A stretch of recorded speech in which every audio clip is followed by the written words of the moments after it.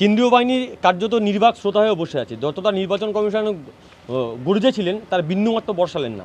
Diamond হারবারে QRT number দিতে আমাদের একমাত্র একটা লোকসভা কেন্দ্র, যেখানে কিউআরটি দিয়েছে রাত 1:30টার পরে, কিউআরটি নাম্বার দিয়েছে। ফোন করছি বারবার, রেসপন্স করছে না। নির্বাচন কমিশনের পক্ষ থেকে বারবার অভিযোগ করছি ছাপ্পা চলছে, ভুয়ো এজেন্ট বসছে, কোনো রেসপন্স নেই। কেন? যদি উন্নয়ন করে থাকেন তৃণমূল এত ভয় পাচ্ছেন কেন সিপিএমকে? ভুয়ো এজেন্ট বসাচ্ছেন কেন? কর্মীদেরকে মারধর করে তাদের থেকে এজেন্ট ফর্ম নিয়ে সেই ফর্ম সিগনেচার করে ভিতরে গিয়ে তৃণমূল বসে আছে সব জায়গায়।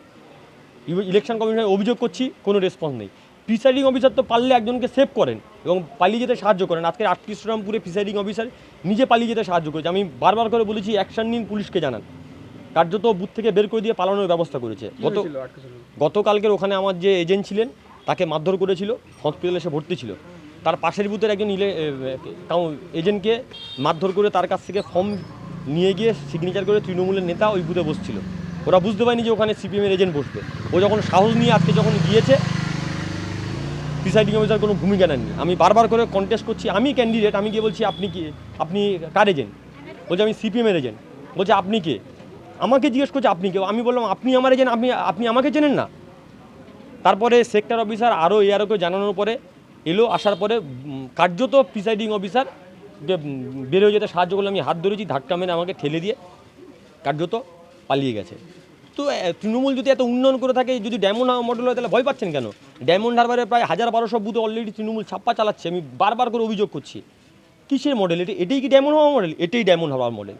যে মডেলে অবাধ ছাপ্পা হয়, যে মডেলে ভোট লুট হয়ে যায়, যে মডেলে মানুষ ভোট দিতে পারে না, হাতে কালি লাগিয়ে দিয়ে বলছে তোমার ভোট হয়ে গেছে চলে যাও। ডায়মন্ড হারবার শহরে কোনো দিন এই ঘটনা ঘটেনি।